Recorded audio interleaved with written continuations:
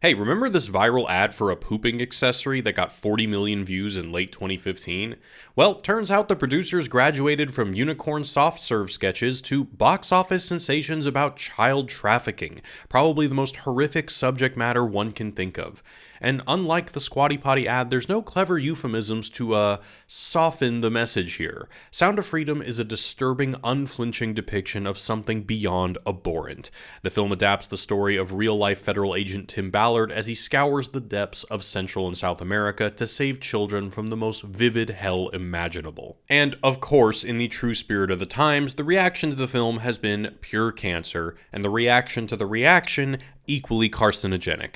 So much so that a couple times during the process of researching this video, I was tempted to just throw up my hands and quit. Diving down the rabbit hole of Sound of Freedom discourse is not something I would recommend to anyone wanting to maintain their sanity, but let's be honest, you're on YouTube in 2023, you lost your sanity years ago, you live for this stuff, so... alright, let's break it down. The discussion around Sound of Freedom revolves around 4 questions. 1. Is the movie any good? 2. Is the movie accurate? 3. Is the movie a problematic right-wing Christian conspiracist QAnon fantasy? And 4. If it isn't, why are certain figures treating it with such malice and or dismissing it outright? To address the first question, I saw the film and yeah, it's pretty good. Jim Caviezel is a solid performer. The subtleties of his emotive faculties carry the emotion of this movie. He can communicate so much with his face. Even more impressively, the children who play the victims are also quite good. There is a clear distinction between good and evil, it's more or less tightly structured, and the film moves. Overall, it works. There are times when you wish it wasn't working as well as it does because the subject matter is uncomfortable to say the least. But I think it manages to strike a respectful balance between being tasteful and not entirely shying away from the utter depravity of the subject matter. Now, is there anything novel, subtle, or compelling in its execution? No, it's a simple story told competently, an achievement that ought not be downplayed.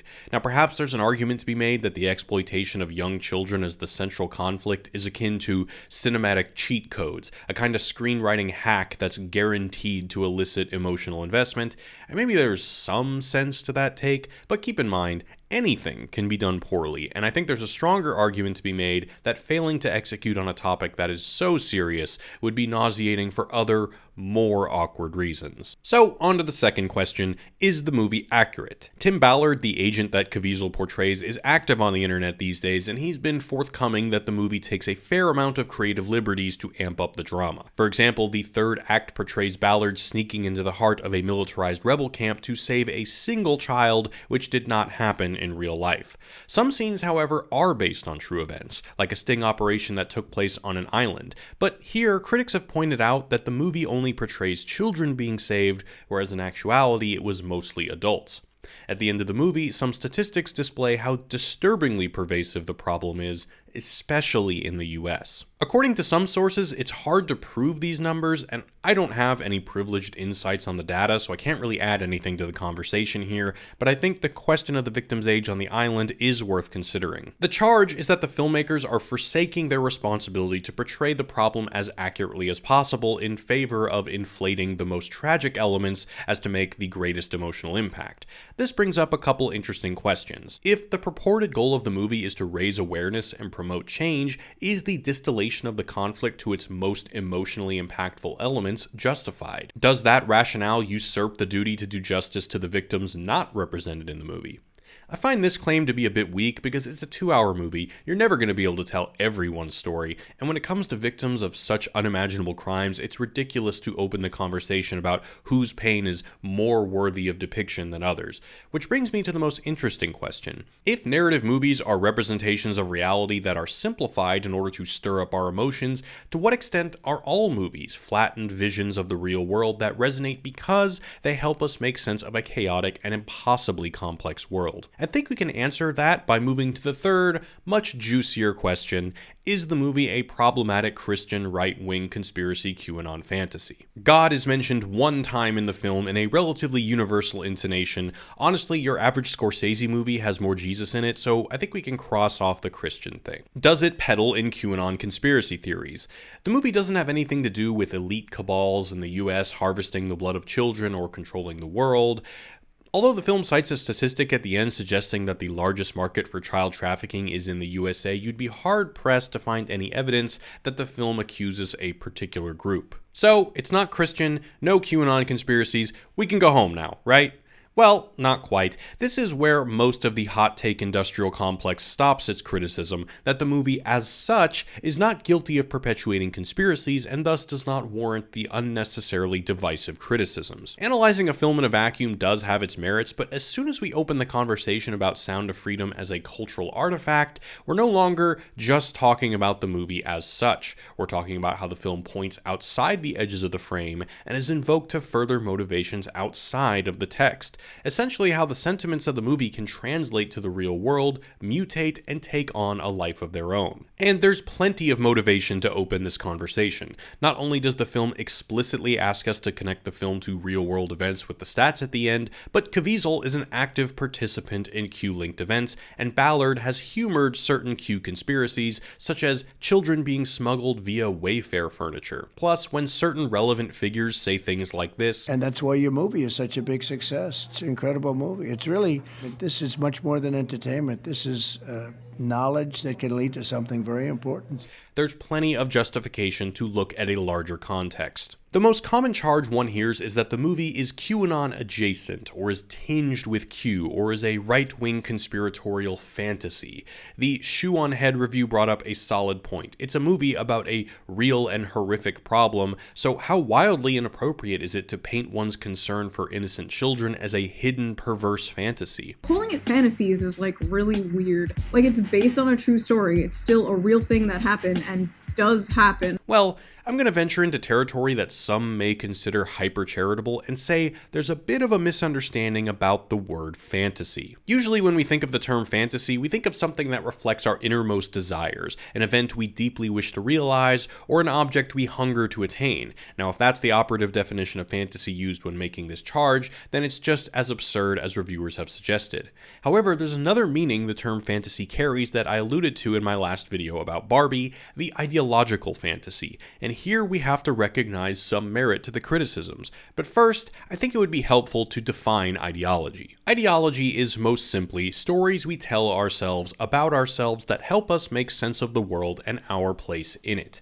Ideology encompasses everything from religions, like, for example, Christianity, which grants you the identity of an imperfect sinner who, through faith in Christ, can redeem yourself and the world around you. An ideology can also be a secular socio-political one, the most prevalent of which in the West today is the neoliberal ideology, which grants you the identity of a socially conscious altruist who cynically only pursues placebo solutions to problems like ecological crisis and rampant inequality. Think paper straws and giant plastic cups and class-agnostic DEI programs. Ideological fantasies are strengthened, fed, and perpetuated by artifacts or objects of ideology. A paper straw is an artifact of the neoliberal ideology because it feeds the narrative that you're the good guy, righteously saving the world from ecological disaster, despite the paper straw residing in a giant plastic cup, hence the cynicism. So while I think it's a bit much to say that Sound of Freedom is a dog whistle for QAnon, it does feed into the ideas that bolster and affirm the narratives that QAnon believers use to form their identities.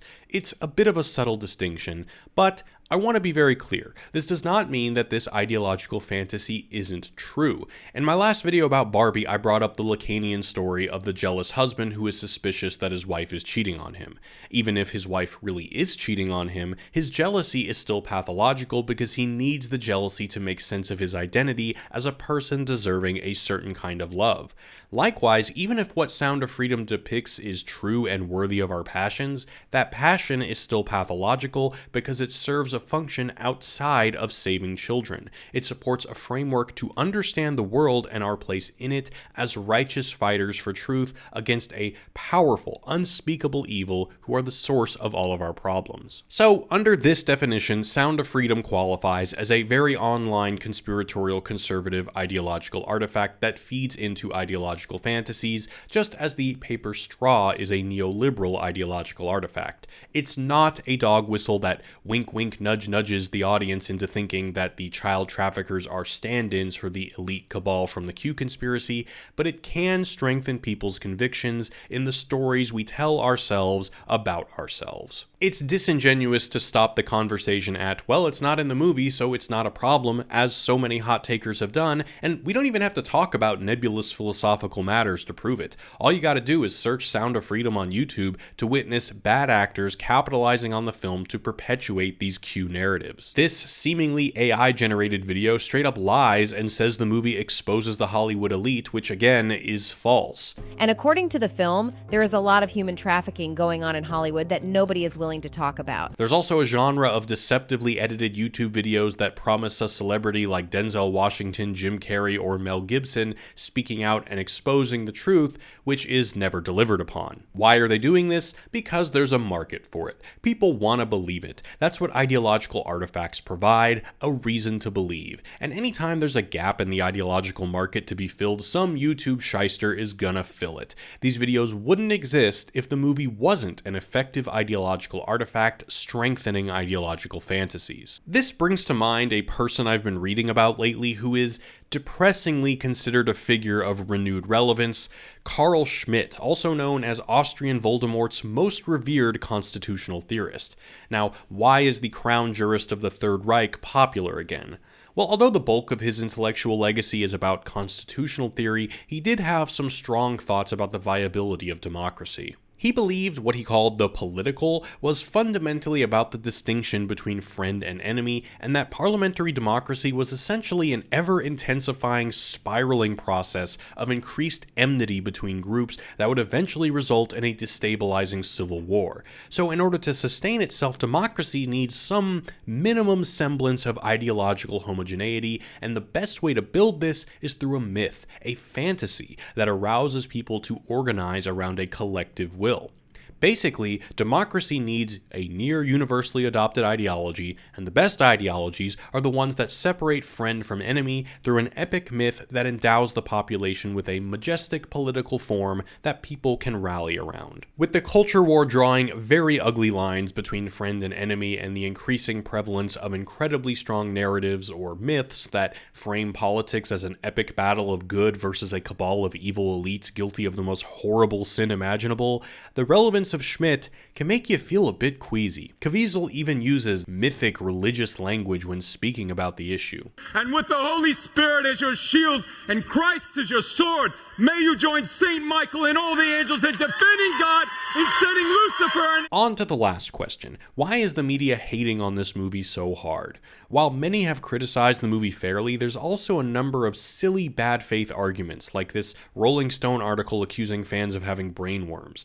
This is unwarranted and unnecessarily mean-spirited. Or in this NPR piece wherein Elizabeth Campbell, the co-director of the University of Michigan's Human Trafficking Clinic, claims that because trafficking is much more diverse than poor kids in Central and South America, the movie's depiction of them as common victims of trafficking makes the actual victims much more invisible and much more vulnerable. But this is another example of the depressingly common fallacy that representation is always necessarily a generalization. I think it's likely that there are a few reasons the movie is being criticized so strongly. One, media executives are scared by the success of any independent business model that functions outside of established channels. The decentering of Hollywood as the de facto monopoly of talent, production, and distribution has been a fear in the industry for a long time, so a success like this is definitely a threat. I think Russell Brand's take on this was quite apt. 2. The culture war makes everyone deranged, and people are hungry to downplay anything remotely conservative. Considering the film has been endorsed by the who's who of triggering culture war figures like Shapiro, Peterson, Musk, etc., this ought not be underestimated. 3. Headline opportunists. Again, so much of the publishing business is about generating sensationalism, so things will be embellished and your sentiments will be outraged to ensure the clicks keep on coming. A good example of this is the recent story concerning Fabian Marta, a funder of the film who was recently accused of kidnapping a child. Turns out the guy was one of thousands of people who funded the movie, but the narrative that the producer of the anti-child trafficking movie traffics children will generate too many clicks to resist. Sometimes it's not a seedy conspiracy, people just want to perpetuate themselves. And 4, yes, I imagine there are some that are complicit in the horror either directly or indirectly via financial motivations, but the people saying that if you criticize the movie it can only be because you're a diddler are ridiculous. The ones who are trying to stop it are the pedophiles. In the last analysis, Sound of Freedom is a case where we must accept that two things can be true at the same time. 1. Sound of Freedom is a solid movie that raises awareness to an important issue that should generate moral concern in everyone.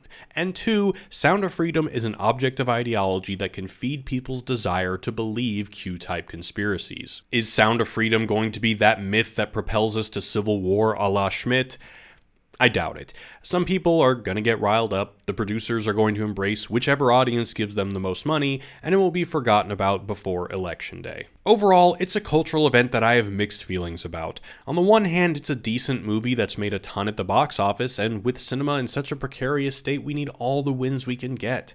On the other hand, I can't help but think that a large part of its success builds on some of the most sickening cynicisms of our cultural moment. At the end of the movie, Jim Caviezel tells the audience that this is the most important movie he's ever made and that you can support the film further by buying tickets for others to see it. He slaps a big ol' QR code on the screen, and with 2 clicks you can donate money.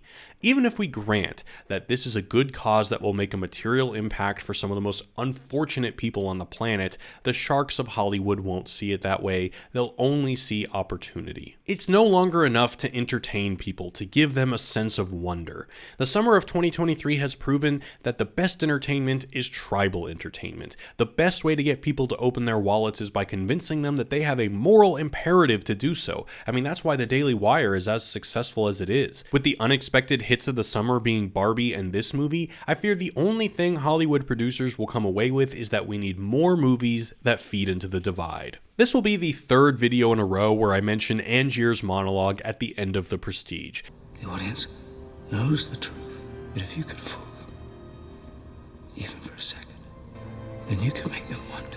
As many have pointed out, this is Nolan's way of praising the magic of movies, because movies like magic tricks fulfill the need to enchant our lives. Because that's what art does. It suspends our disbelief. It makes us think even for a second that the world can be more magical than we think it is. An object of ideology does the exact opposite. It consolidates and strengthens our pre-held beliefs of how the world works. I can't help but think that if The Prestige took place in 2023, Angier wouldn't talk about people's desire to be filled with magic and wonder. He would talk about their need to feel like they're fighting the good fight against the enemy. Such a scene would undoubtedly make Schmidt blush. Be sure to check out my Ko-fi page if you'd like to support the channel financially. Catch me on Twitch, where I'm currently playing Alan Wake. Subscribe to the channel, join the Discord, and again, thank you guys so much for watching. Appreciate you all. Take it easy. Peace.